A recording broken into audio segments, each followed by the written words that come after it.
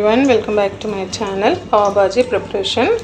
Oil సరిపడా వేసాను. తేరు ఒక 3 స్పూన్స్, 1 టీ స్పూన్ జీలకర్ర.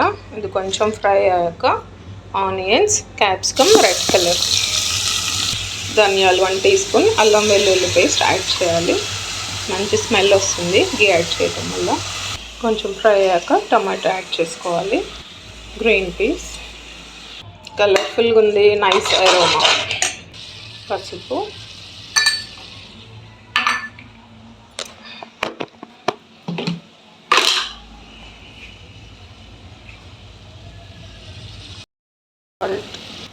కారం, గరం మసాలా, పావ్ భాజీ మసాలా, బాయిల్ చేసిన క్యారెట్ విజిల్స్ ఒక 3 to 4 వచ్చినాయి. కొంచెం సాల్ట్ యాడ్ చేసాను. నచ్చిన వెజిటబుల్స్ బాయిల్ చేసుకోవచ్చు.